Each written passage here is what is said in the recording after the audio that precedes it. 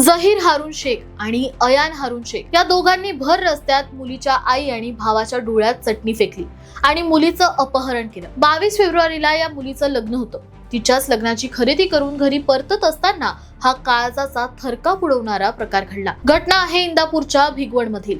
ज्या दोघांनी हे कृत्य केलं ते दोघेही या मुलीच्या घराशेजारी राहणारेच होते, ही माहिती समोर आली। त्या दोघांपैकी एकाचं मुलीसोबत फोनवर बोलणं झालं होतं। या घटनेनंतर संतप्त ग्रामस्थांनी पोलीस ठाण्यासमोर ठिय्या मांडला आणि पुणे सोलापूर महामार्गही रोखून धरला होता। पण धक्कादायक बाब म्हणजे आता याच मुलीने कॅमेरा समोर येत मी जबरदस्तीने नाही तर माझ्या इच्छेने निघून गेले होते असं सांगितलंय। तिचे या मुलासोबत प्रेम संबंध असल्याची कबुलीही तिने दिलीये। त्यामुळे आता या सर्व प्रकरणाला वेगळं वळण मिळालं आहे। तुम्हाला या सर्व प्रकरणाबद्दल काय वाटतं आम्हाला कमेंट करून नक्की सांगा आणि अशाच अपडेटसाठी सबस्क्राइब करा जबरी खबरी।